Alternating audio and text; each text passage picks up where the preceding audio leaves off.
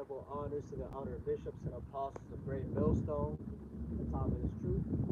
So we're gonna go straight into it today, dealing with this whole U.S. striking Iran, because that essentially is, Jeremiah 50, Ezekiel 38, Joel 2 and 3, all the prophets' visions being fulfilled. We're living in them right now. And if you really think about it, that's insane. Just saying that. There's a scripture that says that many men have desired to see the things that we have seen, to hear the things that we have heard, and have not heard them. So it's a privilege to be alive in these days, 2025, and to have this understanding. It's like hella blessed. So we're gonna go straight into it. Jeremiah 50, 45, dealing with the least of the flock. And this scripture comes out pretty much every single week, every single day, because it's playing out. As it says in Habakkuk, in those days, in the end it shall speak and not lie. So these visions are speaking exactly as they've been written. Jeremiah 50 and 45. Therefore he, the counsel of the Lord, that he had taken against Babylon, and his purposes surely the least of the flock shall draw them out. Surely he shall make their habitation desolate with them. Break it down. Yeah, so I mean, just recently, I would say we've been talking about this a lot. Hey, just yesterday we saw DJ Trump struck back at Iran, and that's one of the main things that we've been talking about. Because hey, now we're gonna see the real escalation of this stuff go on. Because now shit really turning up. You gonna see these Persians, they gonna go crazy now. Yeah, that wild man is gonna come out. That's what we're talking about here when it says the least of the flock shall draw them out. Because these small countries are the ones causing all this conflict and drawing all of us in. And the least of the flock specifically talking about the Israelis, the Jewish. Okay, through that little small country, the whole world is gonna be destroyed. Specifically America. And how it says he shall make their habitation desolate with them. Because at the end of the day, this is all gonna lead to nuclear war. Pretty much, it's gonna how World War III is gonna end. Because it's starting like this. We technically already in World War III, but it's gonna end with nuclear destruction. And when you say that, a lot of people think that's a fairy tale. You tell somebody that this is gonna lead to nuclear war, they're gonna look at you like you're crazy. But just wait a couple months, a couple years. People are not gonna be saying that no more. And that's why, this truth is gonna start getting more and more notoriety, because people are gonna realize, hey, hold up, this might actually be a possibility now. And if this might be a possibility, these people, these men actually might be right. So let me, go find where they at so I can figure out what to do. And that's when a lot of Israelites are gonna start believing. Our people as a nation talks about how we're, stiff-necked, hard-headed, and essentially you got to see to believe. That's why it says, I think Psalm chapter 107, verse 3, it says, in the day of thy power, thy people shall be willing. So when this all goes down, we're gonna see people start, jumping up and down, talking about, oh, I'm a Hebrew Israelite. I believe in the Lord Yahweh Shai. I've been a soldier. They're mocking and scoffing now, but when certain jakes get that when they get that draft letter, Yeah. and that day they gonna know. They're gonna try to throw that religious exemption. Then they gonna be shitting bricks. So read that last scripture here. At the noise of the taking of Babylon, the earth is moved, and the cry is heard among the nations. And when all this stuff goes down, everything goes down, and Babylon is destroyed, the whole world's gonna see it.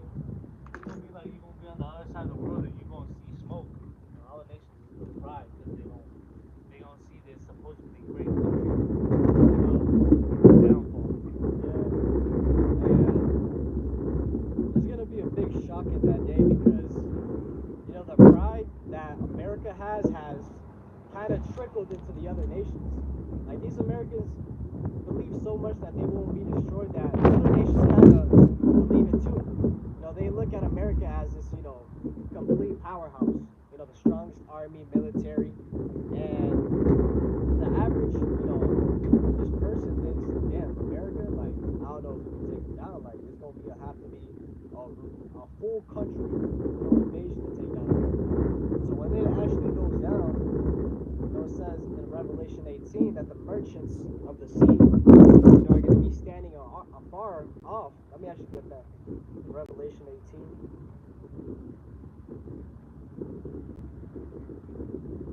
Revelation 18 and verse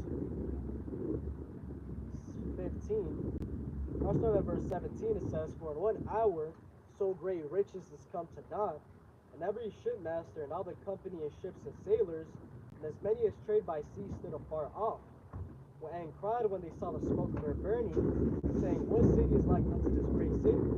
Right? So when this goes down, it's all going to happen in 1 hour. Okay? And it says that they saw the smoke of her burning. Right? So this is talking about the nations over there in the east.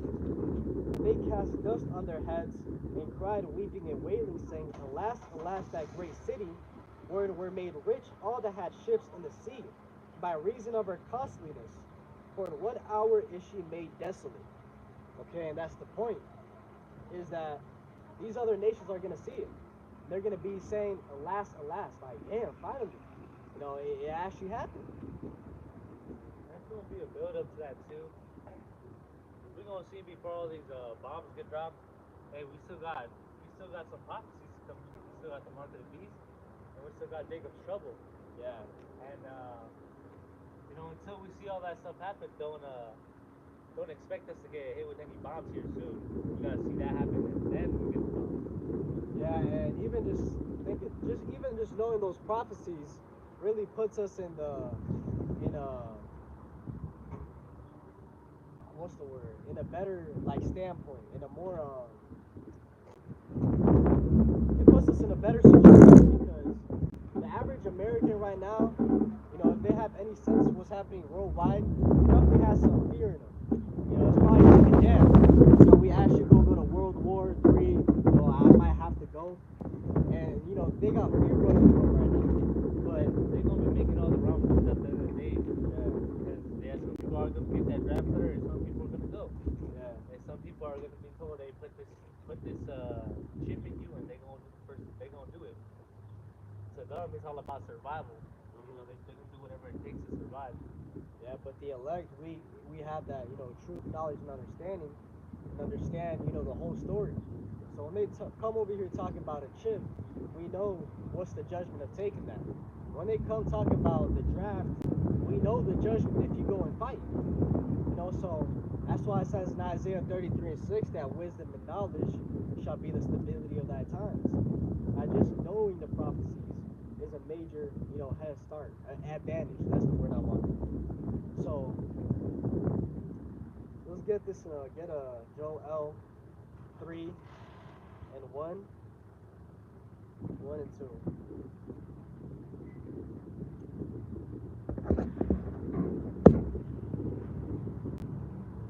Joel 1 and 2. Joel chapter 3 verse 1 and 2.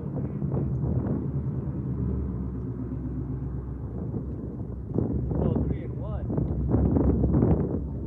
For behold, in those days and in that time, when I shall bring again the captivity of Judah and Jerusalem, I will also gather all nations and will bring them down into the valley of Jehoshaphat, and will plead with them there for my people and for my heritage Israel, who have scattered among the nations and parted my land. Right, so this is talking about what's coming. Right, when you read the header to this chapter, it said the Lord will rescue his people. So part of this final destruction is that final salvation. And it's not for everybody. It says, right, he's going to bring again the captivity of Judah and Jerusalem. Not Esau, not Ishmael, Moab. He didn't say Gentile, which is pretty much. Yeah, it's just Judah and Jerusalem, the 12 tribes. So it says, I will also gather all nations and bring them down into the valley of Yehoshaphat, which that means Yahweh's judgment, and will plead with them there for my people, for my heritage Israel, whom they have scattered, amongst the nations and parts of my land. Right? So the Lord's the one right now that is doing all this work. He's having DJ Trump strike, and Putin do this and that to ultimately lead to that big conflict over there in the east. And it all goes back to the controversy of Zion and what they did to his people. Read from verse 3 to 7. Well, 3 and 3. And they have cast lots for my people, and have given a boy for an harlot, and sold a girl for wine, that they might drink. Right, that's going into, the transatlantic slavery, right? Selling a boy for a harlot, using little boys, selling a girl for wine. They talked about how, the Negro Native American man was 2/3 of a man, not even human. So it all goes back to that. So they got to pay for what they have done. Yea, and what have ye to do with me, O Tyre and Zidon, and all the coast of Palestine? Will ye render me a recompense? And if ye recompense me swiftly and speedily, will I return your recompense upon your own head? Because ye have taken my silver and gold, and have carried unto your temples my goodly pleasant things. You want to break it down? Yeah. So basically, what it's saying is, hey, everything they dished out to us, we gonna dish out to them the same way. And who is it talking about? Tyre and Zidon. Talking about Esau. Nah, when you go into who Zidon was the son of Canaan, and the Canaanites are the Hamites. So that would be talking about your so-called Africans. They're a big part in that transatlantic slavery. Yeah, because people will always say, they'll be like, oh, it was your own people that sold you, but it Yeah. wasn't our own people, because that wasn't our nation. Yeah. And when you go into the history of that, it was essentially those Hamites, with Ishmael, the Arabs, selling the Israelites to the Edomites, okay, the so-called Europeans. And it tells you that in the next verse.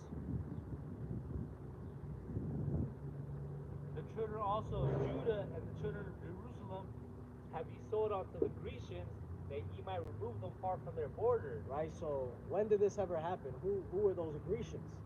That's talking about Esau. So before any of that even happened, it was written right here, that it was going to take place. And when you go into what's coming after that, keep reading down to just keep reading. Behold, I will raise them out of the place whither ye have sold them, and I will return your recompense upon your own head. Right, so where was the place that we were sold? Over here, majority in the West. Right, this is where, that big salvation is going to take place. This is going to be the biggest salvation destruction that has ever taken place in all human history. So, now will sell your sons and your daughters unto the hand of the children of Judah, and they shall sell them to the Sabians, to a people far off, the Lord has spoken it. Right, so that's talking about, slavery. Okay? He's going to, under us, give us the power to sell them, the same way they were selling us. As just objects. And this also just goes to contradict a lot of the Christians that say, no, the Lord ain't about slavery, he don't love slavery, like it's a free will kind of thing. Nah, because here he's clearly saying that he's going to do that for that purpose of slavery. Yeah, and when you even go into the law, there's specific laws on how to treat your slave, on how to treat your servant, which Esau, abused those laws, during the slave times. He made the slave Bible and ultimately removed all the scriptures but those. So, us as a nation, we read, obey your master, obey your servant. And since it was, one of the holy scriptures, it was our book, it resonated. So, keep going. Proclaim ye this among the Gentiles, prepare war, wake up the mighty men, let all the men of war draw near, let them come up. Be your plowshares into swords, and your pruning hooks into spears. let the weak say I am strong. That's what's happening right now. That's what we're doing is we're proclaiming to the Gentiles to prepare war, to get ready, because it's going to come. Okay, and it says, "Be your plowshares into swords, and your pruning hooks into spears." So all these, people that have been in that low mindset, that a plowshare is a farming tool, a pruning hook is a farming tool, so pretty much get your weak people and put them to war. It says, "Let the weak say, I am strong." And when you go into that, that's really talking about these smaller nations. These smaller nations can now say they're strong because they have allies or they themselves have nuclear technology. So here it is, you got a small country like, let's say, a Turkey. Turkey is big, but not as big as Russia or Iran. So here it is, Turkey will come, has nuclear capability, and is as strong as America. All it takes is one nuke to empty out a country. So, keep going. Assemble yourselves and come, all ye heathen, and gather yourselves together round about. Thither cause thy mighty ones to come down, O Lord. Let the heathen be awakened and come up to the valley of Jehoshaphat, for there will I sit to judge all the heathen round about. Right, so the Lord didn't come and save no heathens. He said he's coming to gather them up and judge them. So these are the type of scriptures that you're never going to hear in the church, because it goes completely contrary to what you've been taught. There's a reason it said, the Lord said, I am the Lord. I am a God of war. I am a man of war. David said that the Lord teaches my hands to go to war, to fight. That's the real mentality. Just think about these people in the church. When shit goes down, and let's say somebody's raiding their house, they're gonna say, "Oh, we can't do nothing. Turn the other cheek." They're gonna be They're gonna let themselves get ransacked. But there's scriptures on killing. That's something that I saw GMS South Carolina was going into. I didn't watch the video, but it was titled, "Are we able to kill in the day of Jacob's trouble?" And I just know the answer is yes, because there's a difference between killing and murdering. You know the difference? Yeah, well, I can't really. The difference is that murdering is essentially taking somebody's life in vain. But killing would be taking somebody's life, based on a transgression of the law or them being wicked. So Let's say that day comes Jacob's trouble and you in your house and some people run up in your house and they try taking your wife or daughter. You should let that happen. You're not gonna let that happen. Exactly, that's where it's justified. They're trying to take your life. What does the scripture say? An eye for an eye. So that's when it's gonna be justified. And what's taught in the church is turn the other cheek. That's gonna be a crazy one. I want to see how they justify that. They're not gonna justify it. They gonna let themselves be raided. But keep going. Put ye in the sickle, put ye in the sickle, for the harvest is ripe. Come, get you down, for the press is full. The flats overflow, for their wickedness is great. Right, and what is that talking about? When you read the press is full, the harvest is ripe, it's overflowing, the sickle, that's all talking about wine, grapes. And it should make you think of Isaiah chapter 63. When it says, "Who is this that trotteth the winepress alone?" His garments dyed all red. That's Yahushai treading this winepress. Talking about this place in the west. This place is full of wickedness, and the Lord's the one that's gonna completely gut it out. Multitudes in the valley of decision, for the day of the Lord is near in the valley of decision. The sun and the moon shall be darkened, and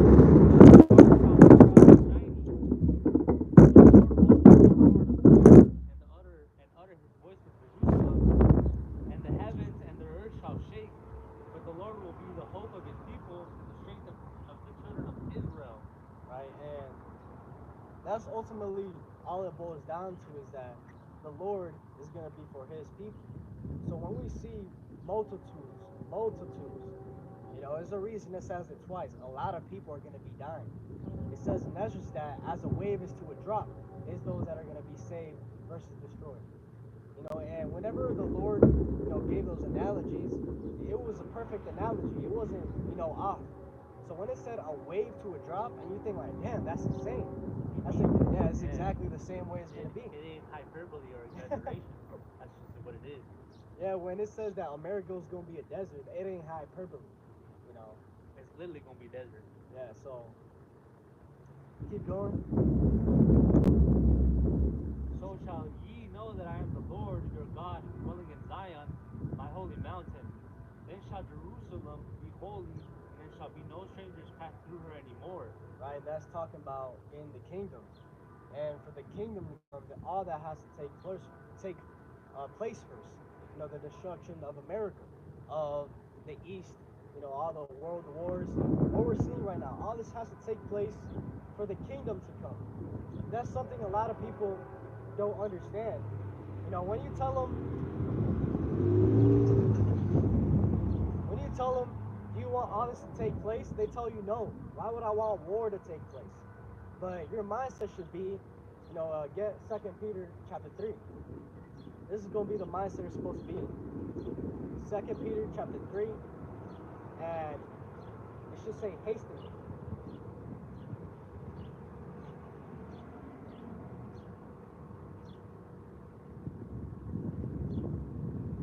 Read from verse 10 to 13. 2 Peter 3 and 10. But the day of the Lord will come as a thief in the night, in which the heavens shall pass away with a great noise, and the elements shall melt with fervent heat. The earth also and the works that are therein shall burn up. Break it down. Yeah, so, we preach that this is all going to happen because it is, but that's just the thing that we don't know when it's going to happen. We just know that it is going to happen.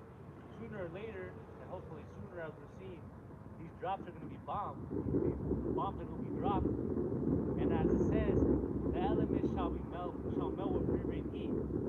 And the earth also, the works therein shall be burned up. That's because these nukes are going to leave nothing untouched. Everything shall be burned up.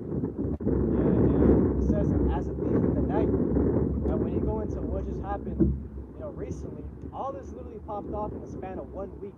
1 week, and the whole world has been turned upside down.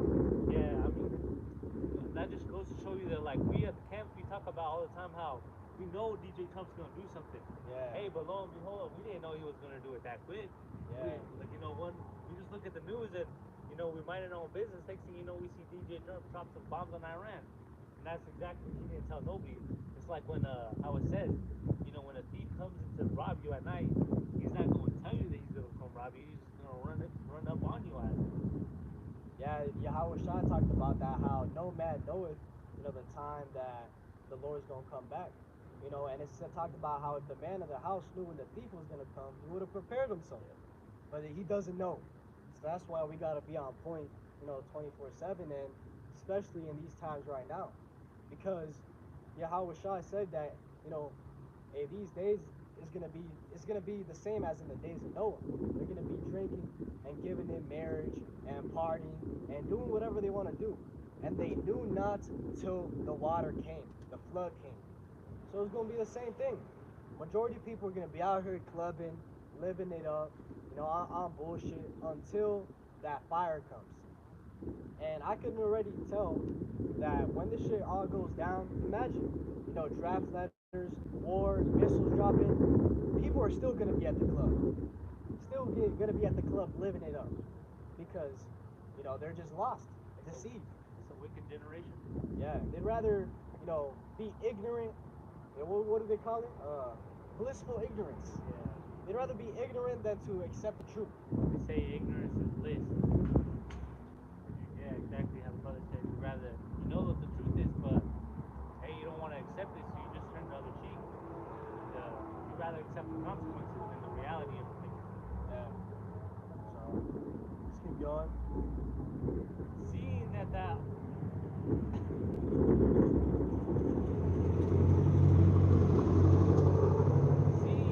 Seeing then that all these things shall be dissolved, what manner of person ought ye to be in holy that all this is going to be dissolved, what manner of persons are you to be in all holy conversation and godliness? So how are you supposed to be conducting yourself knowing that this is all going to be destroyed? Right? And the answer should be righteousness, keeping the commandments. You gotta move forward. You gotta stop moving sideways. Because if you understand, the only thing that's going to get you out of this scenario is the Lord. Ain't no bunker, no money, nothing going to get you out of a nuclear missile. Hey, these elites that run into their bunkers, hey, they think you're gonna be like chimichangas in a microwave. They're gonna be heated up in that hole, and they're not gonna be able to get out. Yeah. It'll be nuclear fallout. They get out, they're cooked. Literally, yeah. It talks about that in, I think it's Revelation 16. It talks about how, there's a star called wormwood, that this star that drops is going to make the waters bitter, and that many men will die because of the waters. And I was going into how, that radiation is going to leak everywhere. Water is going to become dangerous. Think about Chernobyl, and how, people still talk about that today. How that America is going to be essentially a giant Chernobyl. It talks about how, this place is going to be burning day and night, non-stop. Because ain't no fire squad going to come to pour water on America. This place is going to burn until it dies out by itself. So when it talks about it's going to be a desert, uninhabitable, this place is really going to be a desert. Even think about it right now, this might be the last generation. I don't think that, this is going to be played out for another 100 years. I think, speaking as a man, we're out of here in, Lord willing, 10 years. Hey, how one of the brothers said, UMS Awakening, he said he's not been kicking the can down the road for way too long. They've been, I know they could have turned it up last year, but at that day it's up to the Lord. But hey, we're seeing it now. Everything's unfolding quicker than we thought. And yeah, Lord willing, we're not here for another 10 years. The way we're seeing it with all these agendas going on, it's looking like everything's going to come to fruition real soon. Yeah, and I remember seeing a video of this guy, Sakari. He was talking about how, now we going to be here for another 1,000 years. This ain't going to happen till another 1,000 years. That dude, Gorilla? yeah, Gorilla Hebrew, the one that ended up, coming out and he was taking it in the back. This complete wickedness. He was letting his woman get slayed out by Edomite. And that's probably why he was saying that, because now he started making money. Yeah. He's enjoying all that wickedness that's going on. So he don't want this world to go to waste, because that's what he got. Lifted up. To me, what happened is that, and he got a little taste of that wine, the wine of Babylon. And through drinking that wine, little did he notice that he became drunk. Now this dude is completely drunk off the philosophies of America. And, he can't stop. He can't help himself but to keep drinking, like a drunkard. Always intoxicated. So, with that in mind, that's why there's going to have to be a massive judgment. Because a lot of these people, there's no solution to them. It says that in 2nd Ezra that the only solution is by death by pain. A clean slate, a reset. Yeah, it's almost like the way I see it is like you got a computer virus, but it's like a real bad virus. And the only way you can save that computer, you don't want to throw it all away. You just gotta reset the whole thing and wipe everything off of it. Yeah, and America is essentially that virus, that cancer. The philosophy that is being pushed here is completely destroys societies. Go look at what happened, over there in the East. As soon as these Eastern nations, with that Eastern thinking start, their children start listening to what's happening over here, they start seeing that Cardi B, the Megan Thee Stallion, the Ratchet Rat, lo and behold, your son wants to be Lil Nas X. Your daughter wants to be Megan Thee Stallion, shaking ass. And her whole life she grew up wearing a hijab, being modest, righteous. Imagine seeing that your daughter being like that. Next thing you know, she tells you she wants to be a thought. I'd be hella mad. So, that's what's happening. But on a global scale, is that all these nations are realizing, you know what? This shit all goes back to America. and we gotta do something about it. And they are gonna do something about it. It talks about in Revelation 17 that all nations are gonna turn and shoot missiles upon this place. Every single nation, even America's allies, are gonna realize, yeah, we gotta cut ties and just, shoot those missiles too. So, read one more. Hastening. Looking for and hastening unto the coming of the day of God, wherein the heavens being on fire shall be dissolved, and the elements shall melt with fervent heat. Nevertheless, we, according to his promise, look for new heavens and new earth, wherein dwelleth righteousness. Right, that was the main point we got into this, is that we're supposed to be hastening the day that the heavens are on fire. We're supposed to be looking forward to all this happening, because the faster this happens, the faster those new heavens and the new earth is going to be established. Which that word "new" is not really talking about a new earth. Okay, I remember hearing that way back about, you have Christians that believe that this earth is going to be completely wiped out and that the Lord is going to make a new one. That's not true. That word "new" in the Greek is kainos, and it means refreshed. Okay, we're gonna have a refreshed earth and a refreshed heavens. Okay, this earth is gonna be ran in a refreshed way, talking about righteousness. So, that's when, people, humanity is actually gonna be able to live, because, these nations are gonna be in slavery under us for 1,000 years, but after that, they're gonna be able to have their own nations, their own families, and ultimately, we're not going to bother them. They're just going to have to come, pay tribute, come to the holy days. But we're going to let them do their own thing, but it's going to have to be in righteousness. And they're going to appreciate that it's going to be that way. Because once they see, the earth actually giving its increase, running the land Sabbath, there's a law that it says that every 7th year, the land is supposed to be given a rest. Not supposed to plant or do anything to it, because just like us, the earth is a living organism. And if you constantly work yourself, you never give yourself time to, recover. So, land Sabbath, the trees actually growing, animals actually doing their part. We're going to be able to actually eat, fresh fruit, not no GMO, strawberries. Not no seedless oranges, seedless grapes. Yeah. Ain't no plums. Plums is a made up ass fruit. Is it? Yeah, a plum is a combo from a peach and a cherry. Yeah. So it's gonna be granted a completely new way, and these nations are gonna thank us for that. When you go into, part of the reason we were given the laws was to be a light, okay, to these other nations. These other nations were supposed to look at us and be like, damn, these are a righteous people. That's a righteous way of living. This is a wise power. It's gonna be like it's gonna be under new management, pretty much. Right now we got Issa running this place, and he's running it down to the ground, pretty much. And it's like he's gonna get fired, he's gonna get the boot, and they gonna bring us in to pretty much, hey yo, fix everything up, get it back to normal, stabilize it. And even when you look at, when people make buildings here in America, if they want to have a new building, what do they normally do? They completely demolish the old building and build it from scratch. So it's going to be the same thing with this earth. Everything's going to be demolished by that fire, and we're going to build it up again. And the building is going to be happening by these other nations. Get Isaiah 60. I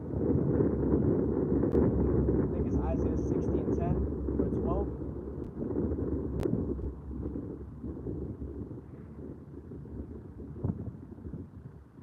Yeah, Isaiah chapter 60 verse 10. Isaiah 60 and 10. And the sons of strangers shall build up thy walls, and their king shall minister unto thee. For my wrath I smote thee, but in my favor I have had mercy on thee. Therefore thy gates shall be open continually, they shall not be shut day nor night, that men might bring unto thee the forces of the Gentiles, and that their kings may be brought. For the nation and kingdom that will not serve thee shall perish, yea, those nations shall be utterly waste. right? So it says that the sons of strangers are gonna build up our walls, are gonna build up, the kingdom. Okay, and that's not talking about no fair and equal opportunity, no DEI, diversity, inclusion. Now all these nations gonna get it. Okay, they're all gonna be working. And it says their kings shall minister unto thee. Our gates are gonna be open day and night, that men may bring unto thee the forces of their Gentiles, and that their kings may be brought. So they're gonna have to come and bring their resources. And it's gonna be mandatory. It says the nation and kingdom that will not serve thee shall perish. So it's gonna be mandatory. Okay, and this is in the Holy Bible. This is in the Holy Bible.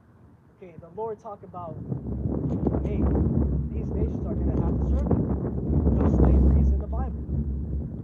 So when you read about, in Revelation about how Israel is gonna be, the streets are gonna be paved with gold, and the 12 gates of all the precious, stones. One gate of onyx, another one a sapphire, the other one a ruby. All that is gonna be built up by the other nations. No Israelite is gonna be out here, on his hands and knees working. It's gonna be us at the top, essentially being the architects. It will be the roles split, because if you think about it, we in Esau's kingdom right now, and we pretty much damn near building everything. We got Issachar out here working hard all day, and even then, you got these Edomites who don't even appreciate that. They trying to kick them out their country when they damn near running this country. What Edomite you see out here working hot in the field or building these roofs in this fucking 100-degree weather? Hey, but the roles are gonna be flipped in that day. Yeah. It's gonna be dumb in that position. And it's funny because you had this guy, DJ Trump. He was talking about, yeah, we gonna push those ICE raids hard, but he had to get back on that, because once he realized that, a bunch of companies were making a fuck ton of money off the backs of these so-called immigrants, he's like, hold up, all you ICE workers, don't go no more to those plants, don't go to no construction places, no meat plants, because all the people that work there are illegals. And if he ultimately rinses all those people out, the country's gonna suffer monetarily. So, this kingdom was built off the back of, hardcore slavery. And it's still happening today. It's just called employment. Yeah, it's just modern day slavery. Yeah. If you really think about it, hey, you bumping at 12-hour shifts for 5 days of the week. That's half your fucking week. And if you do that shit for your whole life, that's half your lifespan right there. Yeah. So you're telling me you're giving up half your lifespan just to make some shitty pay, so you can pay for water, you can pay for food, and at the end of the day, still have a very, I guess in a way, still a humble life, but you're slaving away for it. Yeah, when you think about it, the fact that we gotta pay taxes, just think about it. Like 200 years ago, we were working. It was mandatory work, but you were given 100% of that kind away. Today is essentially the same thing. We're working mandatory, but now you're only giving away like 30% of the cotton. You keep 70, but you gotta still give away something. 30%. Hey, the IRS ain't even government affiliated, aren't they? Yeah, the IRS is a private entity. It's not even part of the U.S. government, and that's illegal. You could actually go to court, but no judge is gonna want to deal with that. What they would end up doing if you bring that up in court is they'll just keep prolonging the date. They'll just keep postponing it and postponing it to not deal with it. And there was a brother elder, Malcolm, out of Chicago. I remember him talking about how he was going into how child support is unconstitutional, and he proved it. And he had his whole court thing, and he was saying that they were doing the same thing to him. They were just delaying the date because those judges knew that he was right, and there would be a big ass, fine to pay if he was right. So they just delay it. So they don't want to deal with it. Whereas that right there is a wicked ass system, court system. This whole kingdom is wicked, corrupt. When you go into, the incarceration, the people that got locked up, here it is, it's like the majority percentage of people that do crime is so-called white people, but the majority percentage of people that get locked up is the so-called black people. So how does that line up? And when you look at what types of crimes are being committed, normally, the high elaborate crimes such as, you know, assassinations or some torturing, something high up, is normally done by Esau. Those type of crimes where, the serial killer, stalks his prey for multiple days and everything is set up. It's always an Edomite doing that. When you look at the types of crimes Jake does, it's always highly emotional. It's always, oh, I found my girl cheating on me, and he just pops the dudes on the spot. It's nothing calculated like Esau, which, that's why it says that Esau's blessing was the sword. Esau was a cunning hunter. When you go into the documentaries of, these serial killers, it wasn't no, fucking around. They knew exactly what they were doing. And, these women are so broken that they get turned on by that type of shit. There was a big thing about this guy, Jeffrey Dahmer, when he was doing all his murdering, that, women were, when they looked at his prison letters, it was all type of women infatuated with him. So that right there is a whole different thing, but shows you how broken these women are. And there's a name to that, how, women fall in love with The oppressors. yeah, they're oppressors, but specifically what's the word, like villains. It's a specific like condition. Like black women, they be talking about, oh, I don't want the guy that can take care of me, give me a good family. I want the nigga in the hood, the gangbanger. I thought you were talking about Stockholm. Even Stockholm syndrome, that's a real thing. Our whole nation is under that Stockholm syndrome. Hey, ever since slavery, Christianity, was big, hey, our people, the black community, they live by that. They got that slave doctrine. Yeah. And the scriptures talk about how never trust thine enemy, for as iron rusteth, so does his wickedness. So, our people have followed the ways of the heathen, and they are now trusting in that wicked way. They think it's okay to do what Esau does. And the thing about it is, since our nation is the best of our people go above, above and beyond in wickedness. When you look at, the wickedness here in America, it's majority Jake, pushing it. So-called black woman and the so-called black man in the hood. That's the epitome of wickedness. So, I think that's the scripture. Search up. Let me search it up.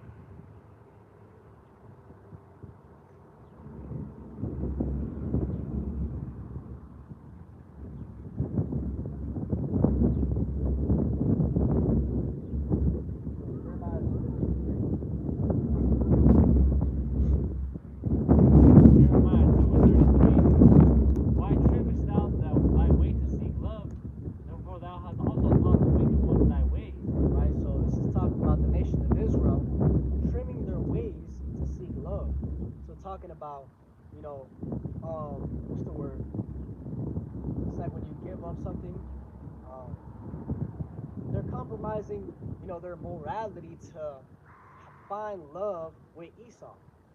So that's why you see Jake out here, one thing I hate seeing, man, I hate seeing this shit, is you'll have a Jake brother talking normal, and as soon as he gets around Esau, he starts talking about, yeah, how's it going, man? How's it going, brother? He switch up that dialect real quick. Yeah, he's trimming his ways to seek love, because he thinks that he's gonna be looked down upon for talking normally with his lingo. Trying to be accepted. Yeah, by the devil. Nah, he cared. That means he cared about the opinion of what Esau got to say about it. By the end of the day, why the fuck do you care about what Esau got to say about you? Esau don't fuck with us. It don't matter if they play nice. They've never liked us. Yeah. I work in merchandising. Out of all the stores, every time I'm at Hy-Vee, hey, that's a predominantly white store. Every time I'm there, that's the place where I don't like beef. I'm always getting looks there, and I'm not gonna say I look like a scholar, but I don't look like no damn criminal either. Guys can give me those fucking looks like that. something it's not appreciated, but what can be expected from Esau? What can we learn? Who can be expected from Esau, who sold his birthright, for a morsel of meat? He did that shit. Fucking do that shit. Now he fucking mad at us for that shit. So, when you read the scriptures and it talks about how, that eternal rivalry between Jacob and Esau, there's still that tension till this day. You see it clearly now, especially here in America. We got these Americans, they Christian, white Christian, and they follow the law here in America to what America says is legal and legal. Hey, more than they follow the laws that they should be following, the Lord's laws. And that all goes back to that Hellenization in the Greek and Roman Empire. And when you go into First Maccabees, pull that up. Because the reason Jake be acting like Esau all goes back to the Greeks. First Maccabees, the first chapter.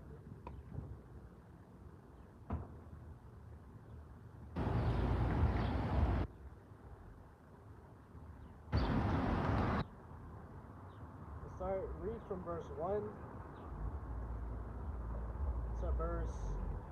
Maccabees 1? 1 to 9. This goes into the history of the Edomites coming into power. And it all started with the Greeks. First Maccabees 1 and 1.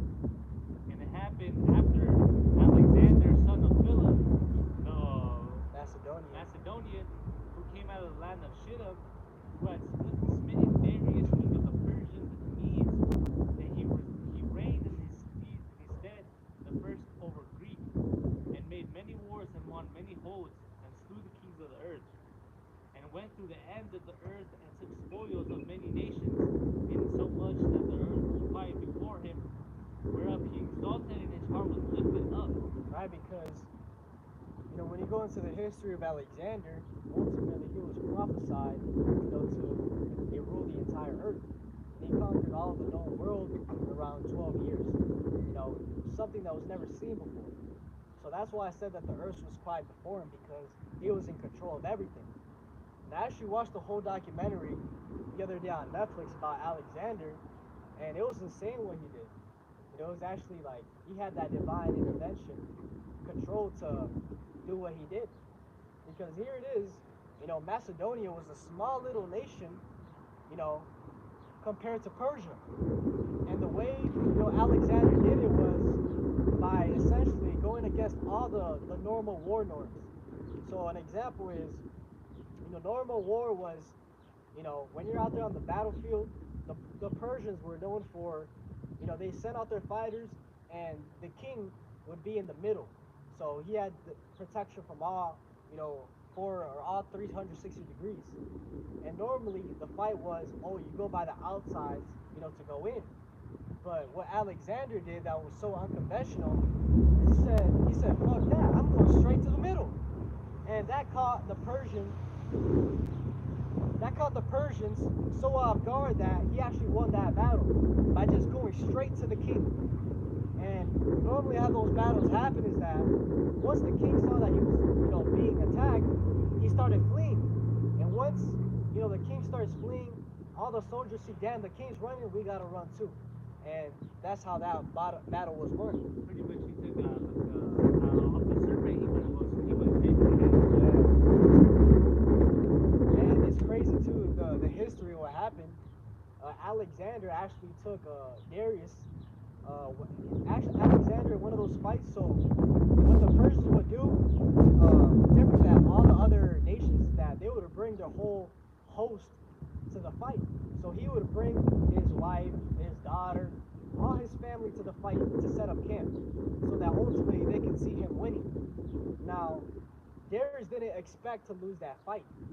In one of the fights, it was like 30,000 Macedonians against 100,000 Persians. So they were outnumbered 3-1. He said that's easy though, right? Yeah, so Darius came with his whole family thinking, we about to sweep these Macedonians. And, that was when Alexander went to the middle and Darius fled. But when he fled, and he left his wife, his daughter back in the camp. And those Macedonians came and looted all that shit. And ultimately, what ended up happening is that Alexander took Darius's wife and had a kid with her. She ended up becoming his wife. That's big. So imagine that, man. Your enemy takes your wife and has a kid. Yeah, that's top 10 crash out moment right there. So that's that interesting ass history right there. Hey, this shit actually happened. And we're reading it right here. So keep going. And he gathered a mighty strong host and ruled over countries and nations and kings who became tributaries unto him. And after these things he fell sick and perceived that he should die. Wherefore he called his servants such as were honorable, had been brought up with him since his youth, and parted his kingdom among them while he was yet alive. So Alexander reigned 12 years and then died, and his servants bare rule every one in his place. And after his death they all put crowns upon themselves, so did their sons. After them many years, and evils were multiplied in the earth. Right, so why does it say that? Why does it say that evils were multiplied in the earth? Once his servants, his generals started ruling. The reason is because the Edomites now started ruling the earth. That's why those evils were That was the multiplied. beginning of their rulership. Yeah, the Greeks. And ever since then, the Edomites have been in power for the majority of the time. Since the Greeks, the only time the Edomites have not been in power was those 1,000 years that they were at the bottom. Yeah, and that's how it says in Job. Hey, the word is handed over to the wicked. Yeah, it says in Job 9:24 how the earth is given to the hand of the wicked. He covered the faces of the judges thereof. Talking about the Israelites. He covered our identity. That's what we're seeing right now. Yeah. So when you go into what happened after that, read from verse 11 to verse 15. First Maccabees 1 and 11. In those days went there out of Israel wicked men who persuaded many, saying, let us go and make a covenant with the heathen that are round about us, for since we departed from them we had much sorrow. So this device pleased them well. Then certain of the people were so forward herein that there went to the king, who gave them license to do after their ordinances of the heathen.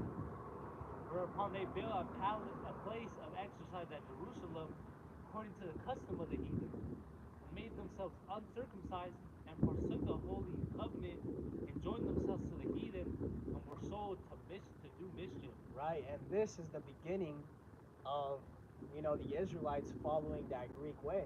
This was the beginning right here. It all goes back to those wicked men. They built a place of exercise at Jerusalem. Niggas out here working out fucking They naked. said they and want shit. a little gym. Yeah. When you go into the history of hats, it goes back to the Greeks. The Greeks were the first ones to be wearing those hats. That custom. Oh, there's a small hat? Yeah. No, the Greeks. What do you mean hats? I'm talking about like normal, like. Oh, like hats? Like hats? Yeah, hats. In general? It goes back to the Greeks. So it's no, coincidence that today you see that same culture. It's just kind of fitted. It's the same thing. Niggas got back the then were fitted? wearing the fitteds.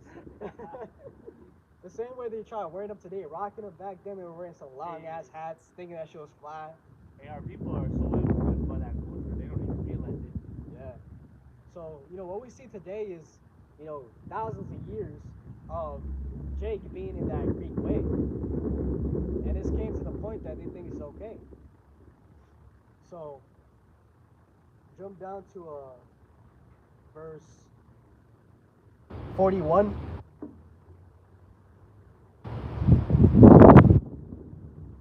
First Maccabees 1 and 41. Anyway, also too, this goes back to what we just read. It says, why do you trim your way? Trim is your ways to seek love. Our people back then were trimming their ways to seek love from the Edomites. Trying to fit in. Yeah.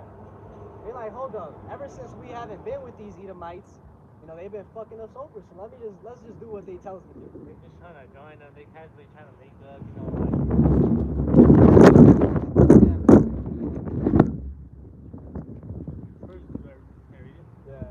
First Maccabees 1 and 41. Moreover, King Antiochus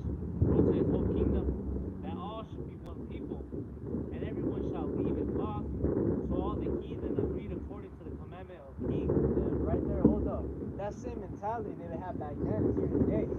How they want everyone to be one people. You know, how they want everyone to be one people, you know, one nation, one religion. All that goes back to, How does that song go? One nation under God. yeah, I forgot how it went. indivisible. Yeah, something like that. And liberty and justice for all. Yeah. Yeah, I didn't realize that. One Yeah. nation under all. That Yeah. all goes back to, you know, the Greeks, and all goes back really to Tower of Babel. That was the first time they tried attempting that, you know, one people thing. And you can see what the Lord did with that. You know, he's not with that one nation. Who is divided them? Yeah. That's when he confused the languages. So, keep reading.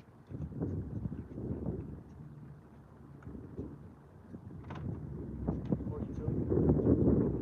And everyone shall leave his laws, so all the heathen agreed according to the commandment of the king. Yea, also the Israelites consent to his religion, and sacrifice unto idols, and profane the Sabbath. For the king had sent letters by messengers unto Jerusalem, the city of Judah, that they should follow the strange law of the land, and forbid burnt offerings and sacrifice and drink offerings in the temple, and they should profane the Sabbath days and festival days, and pollute the sanctuary and holy people, set up altars and groves, and chapels of idol, and sacrifice swine's flesh and unclean beasts. That they should also leave their children uncircumcised, and make their souls abominable with all manner of uncleanliness and Profanation. profanation, to the end they might forget the law and change all the ordinances. Right, and that's exactly what happened. That's crazy. That's exactly what happened. Yeah, that's insane. Our people, through following that Greek law, they read the next scripture, this is why they really followed it. And whosoever will not do according to the commandments of the king, he said, he should die. Right. He scared the shit out of him. Yeah, so if you didn't follow that Greek way, you're put to death. And it all goes back to what? You know, why were they doing this? To the end that we might forget the law. That's just what they did, actually. Yeah. That's exactly what they did. They accomplished that goal. You know, our nation, you know, we used to be a people that kept the Sabbath, didn't eat swine, you know, circumcised our children. But you tell that to the modern Israelite today, he's all in this Greek way. They Man. gonna get mad at you for following the law. Yeah, literally. That's crazy. They really made them throw away everything that was holy. And you know one thing a lot of people don't know is that the Apocrypha is the link between the Old and the New Testament. And when you read in the New Testament, it talks about, you know, no difference between Jew nor Greek. This is what's missing before you read that. There's a reason it said Greek and not what's the other word? Heathen. Yeah, heathen. You know, Like the middleman. no, the reason it said Jew nor Greek is because it was those Israelites in that Greek way. You know, it was the Lord saying, hey, even if you're an Israelite in that Greek way, you can still make it through me. You know, it don't matter if you knew the law or didn't know the law. And that just makes you raise some eyebrows on why what was it, the Catholic Church? It was called the Bible Destruction Group. Yeah, that raises some eyebrows. That's some question marks right there. So, you know, this is the Apocrypha is that link. This history is that link that explains the whole Gentile issue. Is the fact that our people were lost in that way. And it was all because of force. It was either, hey, keep the Greek law, we're going to put you to death. And a lot of people, through that fear, abandoned the Most High. Hey, fear will make you do a lot of things. That's how they got that hell doctrine, through fear. Yeah.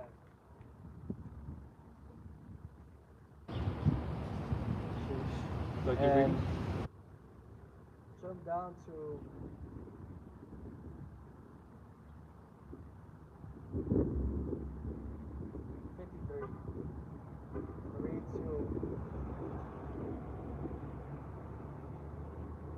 yeah, 57.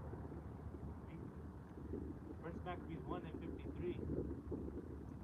And drove the Israel. Should I read that one? Yeah. First Maccabees 1 and 52. Then many of the people were gathered unto them, to where every one that forsook the law, so they committed evils in the land. And they drove the Israelites into secret places, even wheresoever they could flee for secure. Now the 15 days of the month Haslu, In the 145th year, they set up the abomination of the desolation upon the altar and builded idol altars throughout the cities of Judah on every side, and burnt incense at the doors of their houses and in the streets. And they have rent in pieces the books of the law which they have found they burned them with fire. And whosoever was found with any book of the Testament or in any committed to the law, the king's commandment was that they should put him to death. And that was part of the forgetting even more is that all the books were destroyed. So here it is, your family was forced not to follow the law, and all the books were destroyed. So imagine after 3-4 generations, what those kids did. They knew nothing at all. A lot of them, in some places they didn't even know they were Israelites. They're just, they grew up in the Greek way. They forgot who they were. And that goes back to that curse, Jeremiah 17:4 talked about how we're going to discontinue from our heritage. The Lord was going to make us forget who we were as a nation. And he used these Edomites to mainly do that. He used it back then and during that transatlantic slavery. The transatlantic slavery, the slavery here in the Americas, was like the cream on top. It was like the hammer on the nail, Like the that final cherry. one. Yeah. Because here they really beat those commandments out of us. Because, Like literally. yeah, because, the thing about our people is that, we were taken off the northern and western coast of Africa. And when you go into, when we were over there, a lot of our people still knew who they were. They were keeping the Hebrew origins, okay? And, there's still little segments of our people over there. They call themselves the Igbo. The Igbo tribe is a tribe of, Israelites that they know. They're like, yeah, we're the Israelites. We keep the commandments. We know that we're those people. And I remember seeing a video of a rabbi going over there, and he himself said, like, yeah, you guys are the Israelites.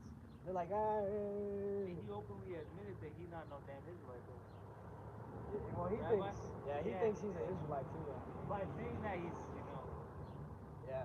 The only thing about these Igbos is that they be following that Judaism. So that's when they're going off. They be wearing the little small hats and shit. It's going off, man. But our people knew who they were before we went on those ships.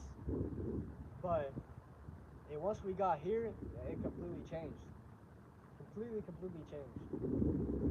So that's a little history as to what happened to us. And that's why it's important to go into the history, because you're never going to read this in no book at school. There's a reason they only go as far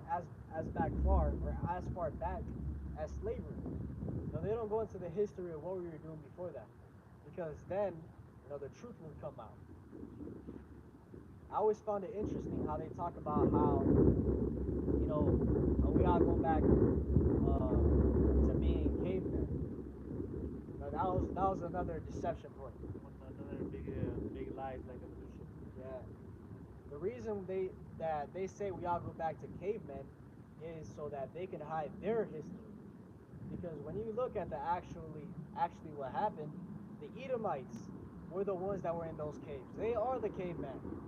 But in order to hide that, they said no, we were all the cavemen. They were the real Neanderthals. Yeah, when you go into like mythology, there's a certain creature called woodwolves over there in the east, and they actually search it up on Google. Woodwolves. Yeah, you're gonna see the picture that pops up.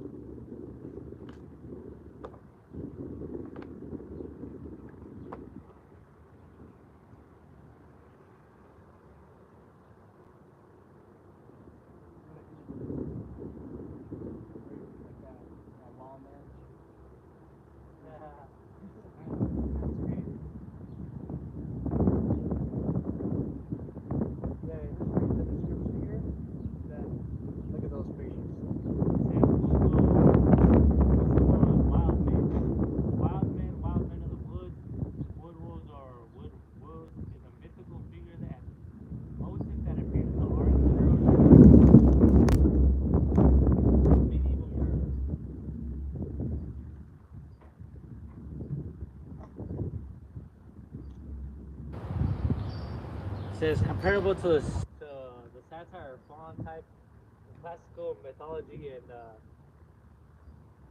pretty much it's just showing you this.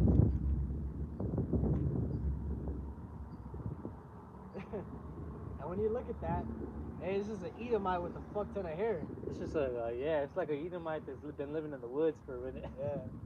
And what really tells you, everything there is it happened during the medieval times. And that's perfectly when these Edomites were at the bottom. The so-called medieval times. They call it the dark times. They call it the dark times. They call it the Byzantine Empire. They call it all Dark those Ages? the Dark Ages. Yeah. During that time was when Esau was at the bottom. But in history, they led you to believe that there was like people who look white. Let's say that as the people who were ruling in those times. You see these medieval movies of knights and queens, and it's like, and you never see not one single person of color with melanin in their skin in the movies. And when you go into who was actually ruling, it was a lot of dark-skinned people. You still had some kind of pale in there, but majority was dark-skinned. And proof to go into that was a letter by Benjamin Franklin. He was going into how the Franks, the Swedes, the Germans, all these people are what we call swarthy complexion, which means dark skin. So the original Vikings, how they paint them out to be, blonde and all that, they're actually dark skinned. Like imagine all that history, but they're dark skinned. That's what really happened. The original Europeans, dark skin. So there's a statue, I think it's over there in Italy. It's called the Four Tetrarchs. And yeah, pull it up actually. The Four Tetrarchs, if I think correctly. And when you go into the statue, this was a statue of the dark-skinned Israelites ruling from that time. And they hid that by knocking off the noses and I think the ears, if I remember correctly. Or the noses and the mouths. Because if they would have left those features on them, you'd be like, hold up, it's a Negro, man. Kind of? Yeah.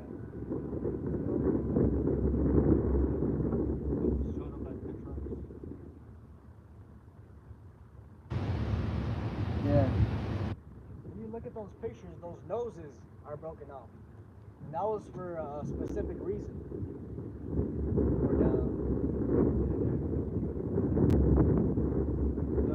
That's statues of our people. So, hey, this truth is being declared, and there's nothing they can do to stop it. And we'll close with one more scripture. Search up truth hid.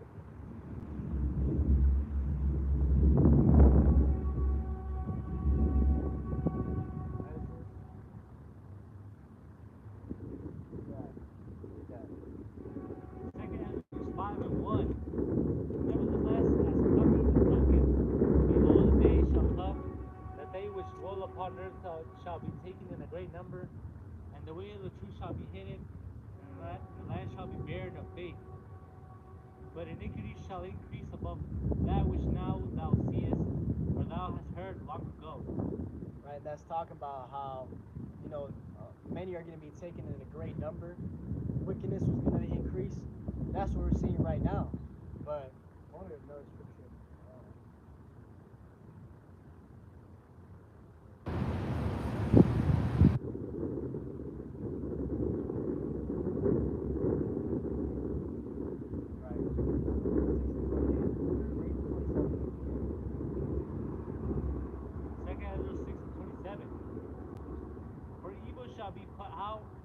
Shall be quenched.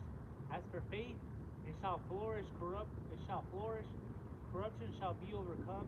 The truth, which has been so long without proof, shall be declared. That's what we're saying. Is faith shall flourish, and the truth, which has been hid for so long, shall be declared. And that's what we're doing right now, and it's happening worldwide. Is that the truth is coming out, and there's nothing they can do to stop it. So with that, we give our praise, honor, and glory to Yahweh, and double honors to the elder bishops and apostles of Great Millstone. That's obvious truth. Shalom to you,